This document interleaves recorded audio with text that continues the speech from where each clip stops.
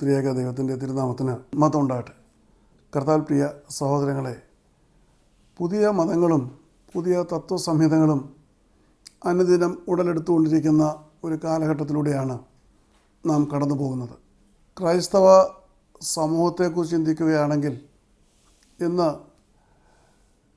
ജീർണിച്ചുകൊണ്ടിരിക്കുന്ന ഒരു മതമായിട്ടാണ് പാശ്ചാത്യ രാജ്യങ്ങളിൽ ക്രൈസ്തവ സമൂഹത്തെ കാണുന്നത്.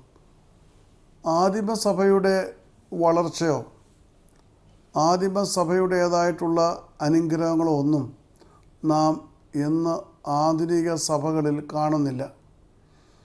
ആദിമസഭകൾ വളരുന്ന സഭകളായിരുന്നു.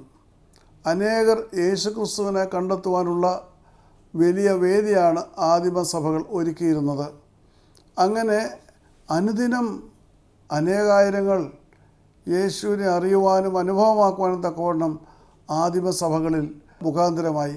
എന്നാൽ ഇന്ന് നാം നോക്കുമ്പോൾ പ്രത്യേകിച്ച് പാശ്ചാത്യ നാടുകളിലെല്ലാം അനേകർ കർത്താവിൻ്റെ ശുശ്രൂഷകളും സഭകളും വിട്ട് മറ്റു മതങ്ങളിലേക്ക് പലായനം ചെയ്യുന്നതായിട്ട് നമുക്ക് കാണുവാൻ കഴിയുന്നു. എന്താണ് അപ്രകാരമുള്ള ഒരു വലിയ മാറ്റത്തിൻ്റെ കാരണം? ആദിമസഭയിലേക്ക് നോക്കുമ്പോൾ അപ്പോസ്തല പ്രവൃത്തികൾ 5-ാം അധ്യായം 14-ാം വാക്യത്തിൽ നമുക്ക് കാണുവാൻ കഴിയും, കർത്താവിൽ വിശ്വസിച്ച സ്ത്രീ പുരുഷന്മാരുടെ സംഖ്യ മേൽക്കുമേൽ വർദ്ധിച്ചു വന്നു. Today when we look into the world, we see so many religions sprouting up, so many new concepts and philosophies sprouting up. And also we understand that the present day Christian church is a decaying church. Many are leaving the church to embrace other beliefs and other religions. The early church was a powerful church. It was a growing church. But today, when we look into the Christian community as a whole, we find that they are decaying. People are leaving the churches, and those who are in the church itself, they just continue in the church. They are not active. They are passive about their beliefs. Just because they are born as a Christian, they continue to be in that state, and they do not want to change into another religion because of a tradition that they follow. But when you look at the early church, we find in Acts chapter 5 verse 14, we find that the church was growing phenomenally.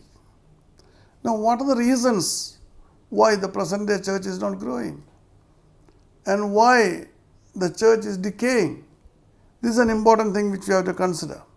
And also we have to consider that those were the days of persecution. So in spite of the worst persecutions in history, we still find that the Christian church was growing. ആദിമസഭ വളരുന്ന സഭയാണെന്ന് പറയുമ്പോൾ തന്നെ അത് ഏറ്റവും പീഡനത്തിലൂടെ കടന്നുപോയ സഭയാണെന്ന് നമുക്ക് കാണുവാനായിട്ട് കഴിയും. കാരണം അന്ന് ക്രിസ്ത്യാനികളെ മുഴുവനായും നശിപ്പിക്കുവാൻ തക്കവണ്ണം യഹൂദ സഭ അതിൻ്റെ സർവ്വസ്വാധീനങ്ങളും ഉപയോഗിച്ചിരുന്ന ഒരു കാലഘട്ടമാണ്. യഹൂദ സഭയെ നിയന്ത്രിച്ചിരുന്നത് സന്നിധി സംഘമാണ്, സൻഹെഡ്രിൻ. 72 അംഗങ്ങളുള്ള ആ സന്നിധി സംഘമാണ് കർത്താവിനെതിരായിട്ടുള്ള പ്രവർത്തനങ്ങൾക്ക് യഹൂദ സഭയ്ക്ക് നേതൃത്വം നൽകിക്കൊണ്ടിരുന്നത്. ആ സന്നിധി സംഘമാണ് കർത്താവിനെ ക്രൂശിൽ തൂക്കുവാൻ വിധിച്ചത്. അപ്പോൾ ഒരു രീതിയിലും ക്രൈസ്തവ സഭയ്ക്ക് വളരുവാൻ കഴിവില്ലാതിരുന്ന ഒരു കാലഘട്ടത്തിൽ അവിടെ ആ സഭ വളരെ ശക്തമായിട്ട് വളരുന്നത് നമുക്ക് കാണാൻ കഴിയും. You know, the Sanhedrin was in charge of the Jewish church and the Jewish community at large, because that was a system of theocracy, not democracy or autocracy. So they had a lot of influence on the community, and they used their power to crush Christianity. Many a time, severe persecutions were the result of this influence of the Jewish religion. And Sanhedrin what did they do? They had passed an edict. സന്നിധി സംഘം വ്യക്തമായ കൽപ്പന നൽകി. ഈ ക്രിസ്തുവിനെക്കുറിച്ചോ ക്രിസ്തുവിൻ്റെ പ്രവർത്തനങ്ങളെക്കുറിച്ചോ ഒന്നും പറയുവാൻ പാടില്ല. നാം അപ്പോസ്തല പ്രവൃത്തി 4-ാം അധ്യായം 18-ാം വാക്യം വായിക്കുമ്പോൾ അവിടെ കാണുവാൻ കഴിയും അവരുടെ കൽപ്പന. യേശുവിൻ്റെ നാമത്തിൽ യാതൊന്നും സംസാരിക്കുകയോ ഉപദേശിക്കുകയോ അരുത് എന്നവർ കൽപ്പിച്ചു. പത്രോസിനെയും യോഹന്നാനെയും വിളിച്ച് അവർക്ക് നൽകുന്ന കൽപ്പനയാണ്. എന്താണ്? യേശുവിൻ്റെ നാമത്തിൽ യാതൊന്നും സംസാരിക്കുകയോ ഉപദേശിക്കുകയോ അരുത് എന്നവർ കൽപ്പിച്ചു. We find Peter and John being summoned by the Sanhedrin, and they were given the warning not to speak about Jesus or advise anybody about Jesus. Now, what was the reason? Sanhedrin was very angry because Peter and John, as they were coming to the temple of Jerusalem, they found a lame man about 40 years old, and they healed him. I am putting it short. And this was the news because every day he was sitting there begging, and people knew him very well. But one fine day when they see this man walking in the church, jumping and praising God, they inquired what happened. Then he said Peter and John had healed him. So this healing sent great ripples among the people there. And the Sanhedrin was really shocked because the people were following Peter and John. So they caught them and they warned them. ഇപ്രകാരം സന്നിധി സംഘത്തിന് ഒരു തീരുമാനം എടുക്കുവാൻ കാരണമായി തീർന്നത് പത്രോസും യോഹന്നാനും അത് ഒരു മുടന്തനെ സൗഖ്യമാക്കിയ സംഭവമായിരുന്നു. പത്രോസും യോഹന്നാനും ദേവാലയത്തിലേക്ക് വരുമ്പോൾ 40 വയസ്സുള്ള ഒരു മുടന്തൻ അവിടെ ഇരുന്ന് ഭിക്ഷ യാചിക്കുകയാണ്. പൊന്നോ വെള്ളിയോ ഞങ്ങൾക്ക് തരുവാനില്ല, ഞങ്ങൾക്കുള്ളത് നിനക്ക് തരുന്നു, യേശുവിൻ്റെ നാമത്തിൽ എഴുന്നേറ്റ് നടക്കുക എന്ന് പറയുമ്പോൾ അവൻ സൗഖ്യം പ്രാപിച്ച് തുള്ളിച്ചാടിയ ദേവാലയത്തിലേക്ക് വരികയാണ്. വർഷങ്ങളായിട്ട് ദേവാലയത്തിൽ വന്നുകൊണ്ടിരുന്ന എല്ലാവരും വർഷങ്ങളായിട്ട് ഇവനെ ആ ദേവാലയം നടക്കി കാണുന്നുണ്ട്.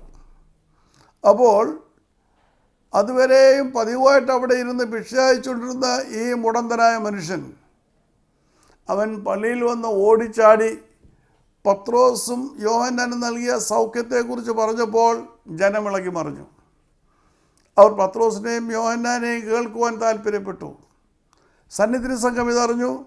അവരെല്ലാം പെട്ടെന്ന് മഹാപുരോഹിതന്മാരും ശാസ്ത്രിമാരും പരീശന്മാരും എല്ലാം പെട്ടെന്ന് സന്നിധി സംഘം വിളിച്ചുകൂട്ടി അവർ പത്രോസിനെയും യോഹന്നാനെയും പ്രത്യേക കൽപ്പനയാൽ വിലക്കുകയാണ്.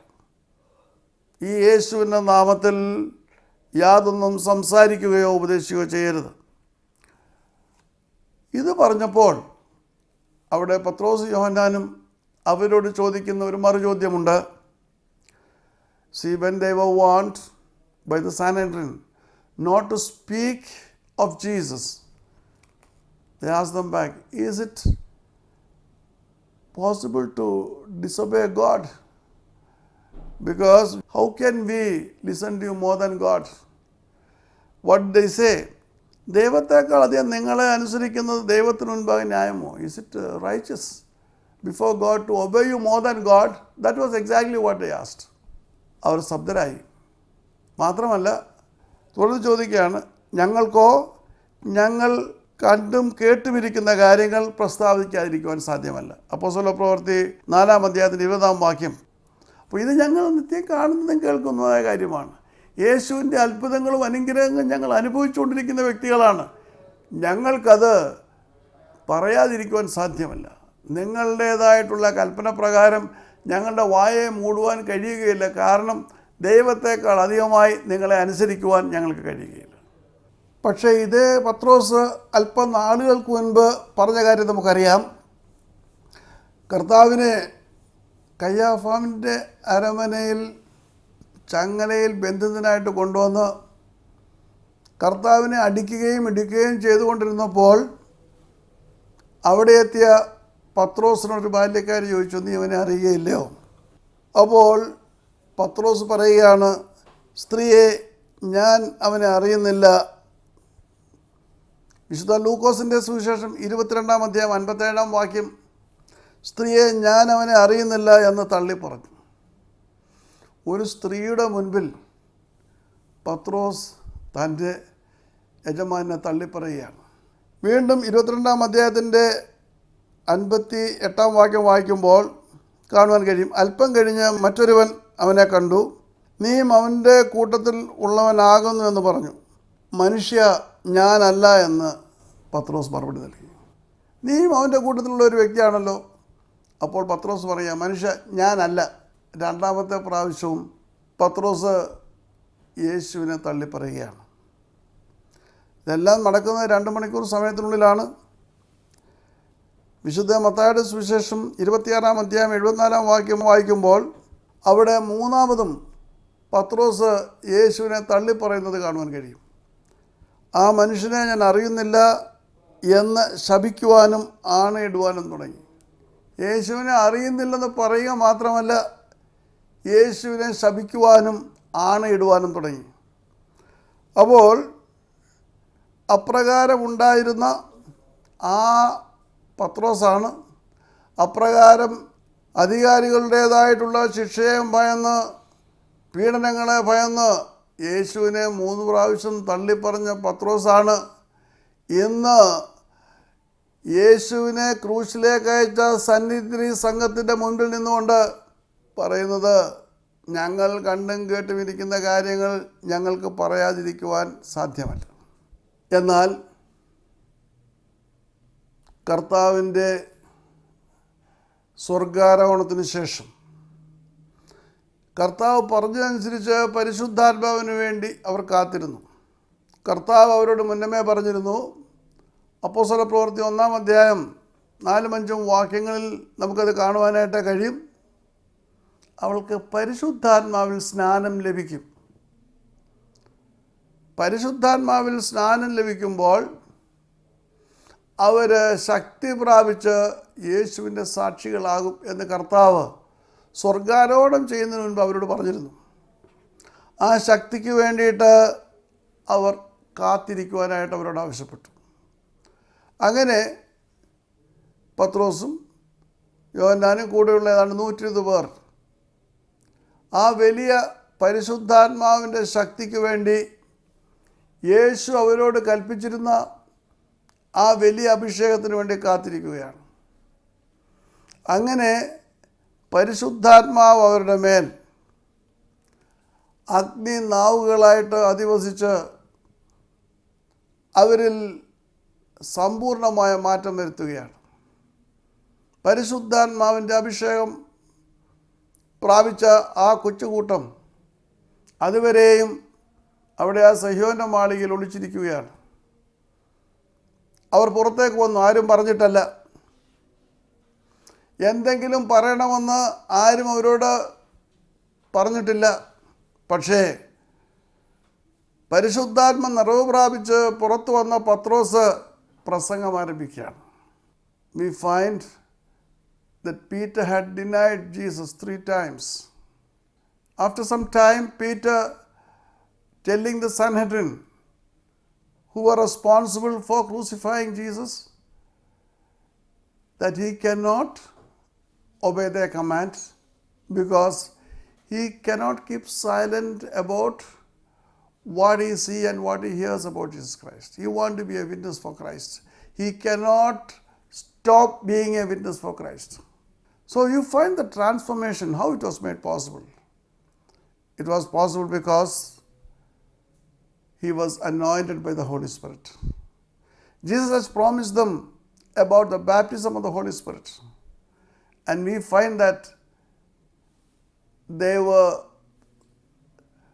completely anointed by the Holy Spirit when the cloven tongues of fire rested upon them. So they were changed altogether. And we find them coming out of their hiding places. Nobody had asked Peter to speak to the public, but he speaks. Nobody had asked them to come out of their hiding places, but they came out because they had the baptism of the Holy Spirit. They were filled with the Holy Spirit. They cannot sit still. They cannot keep silent anymore. And we find that they were not prepared for such an occasion. Peter was a fisherman, maybe an expert in that field of fishing, but he was never an orator. He had never spoken to the public at large. But here we find him speaking to the public. And we also find that they were bold. They were not bothered about the consequences that may follow. ഇവിടെ പരിശുദ്ധാത്മാവിൻ്റെ അഭിഷേകത്തിന് ശേഷം, പരിശുദ്ധാത്മാവ് അഗ്നിനാവുകളാൽ അവരുടെ മേൽ ആവസിച്ചതിന് ശേഷം അവർ ഇരുന്ന സ്ഥാനത്ത് നിന്ന് പുറത്തേക്ക് വരികയാണ്. ആര് കാണുകയോ കേൾക്കുകയോ മനസ്സിലാക്കുകയോ ചെയ്യുന്നത് അവർക്കൊരു വിഷയമല്ല. അതുവരെ ഭീരുക്കളായിട്ട് അവരുടെ ഭാവിയെക്കുറിച്ചുള്ള ആശങ്കയാൽ ഭയത്തോടുകൂടി അവർ ഒളിച്ചിരിക്കുമ്പോൾ പരിശുദ്ധാത്മാവ് അവരുടെ മേൽ വന്ന് അവർ ശക്തി പ്രാപിച്ചു കഴിഞ്ഞപ്പോൾ അവർ അവരുടെ ഒളിവിടങ്ങളിൽ നിന്ന് പുറത്തേക്ക് വന്നു. ഭീരുക്കളെ ധൈര്യപ്പെടുത്തുന്ന ആത്മാവാണ് പരിശുദ്ധാത്മാവ്. ഉറപ്പിൻ്റെയും ധൈര്യത്തിൻ്റെയും ആത്മാവാണ് പരിശുദ്ധാത്മാവെന്ന് വ്യക്തമായി ഇവിടെ തെളിയിക്കുകയാണ്. പരിശുദ്ധാത്മാവ് ഒരു വ്യക്തിയിൽ വാസ്തവമായിട്ട് അഭിഷേകം ചെയ്തു കഴിഞ്ഞാൽ അവന് പിന്നെ മറ്റ് യാതൊന്നിനെയും ഭയപ്പെടേണ്ട കാര്യമില്ല. സഭയുണ്ട്, മഹാപുരോഹിതന്മാരുണ്ട്, പരീശന്മാരുണ്ട്, ശാസ്ത്രിമാരുണ്ട്, സന്നിധി സംഘം മുഴുവനായിട്ട് ഇവർക്കെതിരായിട്ട് കൽപ്പന പുറപ്പെടുവിച്ചുകൊണ്ട് ഇവരെ തടവിലാക്കാൻ തയ്യാറായി നിൽക്കുകയാണ്. പക്ഷേ അവർക്ക് ഭയമില്ല.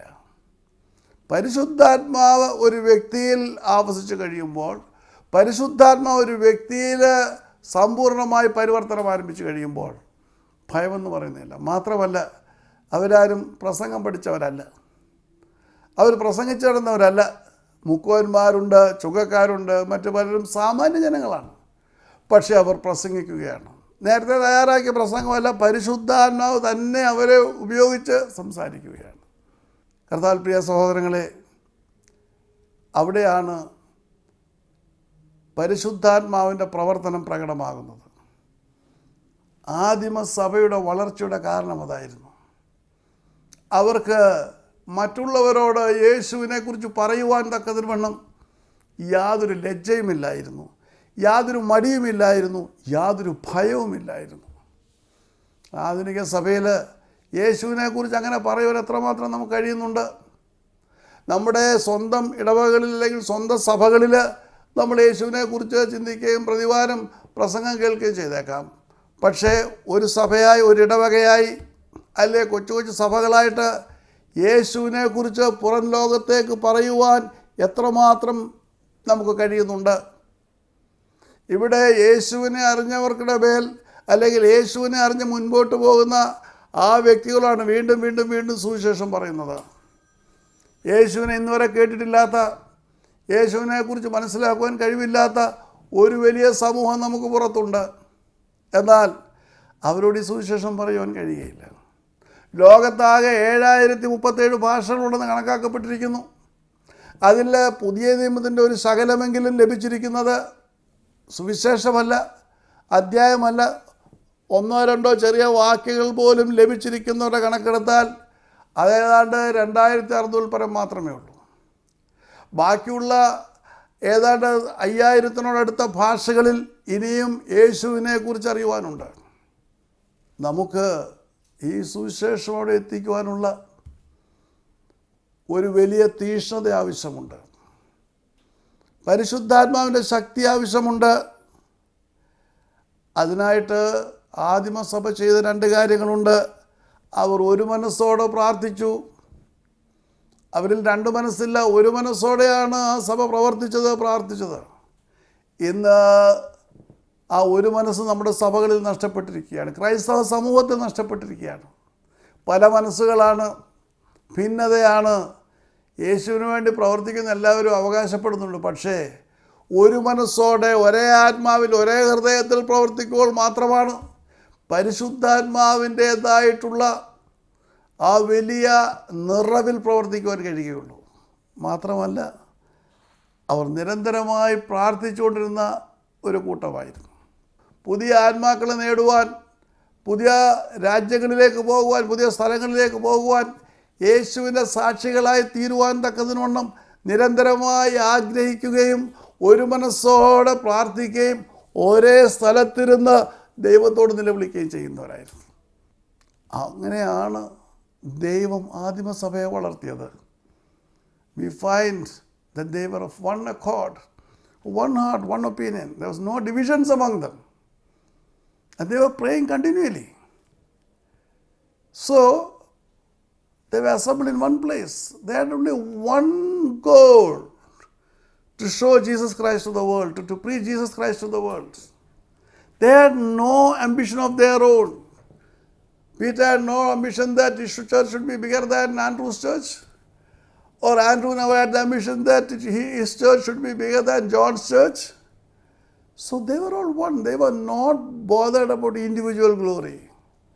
They were only bothered about the glory of Jesus Christ. How can we give Jesus Christ to others? How can we show Jesus Christ to others?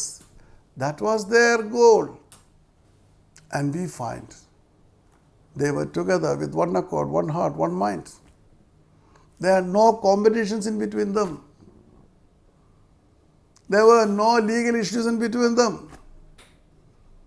They were together with one heart and one mind. They preached Jesus Christ. They showed Jesus Christ to the world. And that's how we find the early church was a growing church. അപ്പോൾ ഒരു മനസ്സോടെ, ഒരേ ഹൃദയത്തോടെ, ഒരേ ലക്ഷ്യത്തോടെ, ഒരേ സ്ഥലത്തിരുന്ന് നിരന്തരമായി പ്രാർത്ഥിക്കുകയും പ്രവർത്തിക്കുകയും ചെയ്യുന്നതിൻ്റെ ഫലമാണ് ആദിമസഭയ്ക്കുണ്ടായ വളർച്ച. ആദിമസഭ വളർന്ന സഭയായിട്ട് മാറിയത്. അവിടെ വ്യക്തിപരമായ താല്പര്യങ്ങളില്ലായിരുന്നു, പരസ്പരം വ്യവഹാരങ്ങളില്ല, അവിടെ സ്നേഹമാണ് പരിലസിച്ചിരുന്നത്, അവിടെ ഭിന്നതയില്ല, ഒരേ ലക്ഷ്യം മാത്രം: യേശുവിനെ ലോകത്തിന് കാണിച്ചു കൊടുക്കണം. ആദിമസഭ പരിശുദ്ധാത്മ നിറവിൽ അങ്ങനെയാണ് വളർന്നുകൊണ്ടിരുന്നത്. ആധുനിക സഭയിൽപ്പെട്ടത് ഞാനും നിങ്ങളും പരിശുദ്ധാത്മാവിനെക്കുറിച്ച് ഒരുപാട് പറയാറുണ്ട്. പക്ഷേ പരിശുദ്ധാത്മാവിനെ നമ്മെ എടുത്ത് ഉപയോഗിച്ചുകൊണ്ട് പ്രവർത്തിക്കണമെങ്കിൽ നമുക്ക് ഇപ്രകാരമുള്ള ആദിമസഭയുടെ ഗുണഗണങ്ങൾ ആവശ്യമായിരിക്കുന്നു. ആദിമസഭയെപ്പോലെ ഒത്തൊരുമ ആവശ്യമായിരിക്കുന്നു. പരിശുദ്ധാത്മാവിൻ്റെ അഭിഷേകം ആവശ്യമായിരിക്കുന്നു. ആദിമസഭയെപ്പോലെ യേശു ക്രിസ്തുവിനെ ലോകത്തിന് കാണിച്ചു കൊടുക്കുവാനുള്ള വലിയ ദർശനം ആവശ്യമായിരിക്കുന്നു. എൻ്റെ സഭ മറ്റേ സഭയേക്കാൾ വലുതാക്കുവാനല്ല, എൻ്റെ സഭയുടേതായിട്ടുള്ള അംഗസംഖ്യ ലോകത്തിൽ വലിപ്പം കാണിക്കുവാനല്ല, പിന്നെയോ എനിക്ക് യേശു ക്രിസ്തുവിനെ കാണിച്ചു കൊടുക്കണമെന്നുള്ള ലക്ഷ്യത്തോടെ നമുക്ക് യേശു ക്രിസ്തുവിനെ ലോകത്തിന് കാണിച്ചു കൊടുക്കാം, അനുഭവമാക്കാമെന്നുള്ള ലക്ഷ്യത്തോടെ നാം ഒരു മനസ്സോടെ മുന്നേറുമ്പോഴാണ് ആദിമസഭയെപ്പോലെ നമുക്കും ശക്തിമത്തായി പ്രവർത്തിച്ച് യേശുവിനെ ലോകത്തിന് കാണിച്ചു കൊടുക്കാൻ കഴിയുന്നത്. അതിന് ദൈവം നമ്മെ സഹായിക്കട്ടെ. നമുക്ക് പ്രാർത്ഥിക്കാം.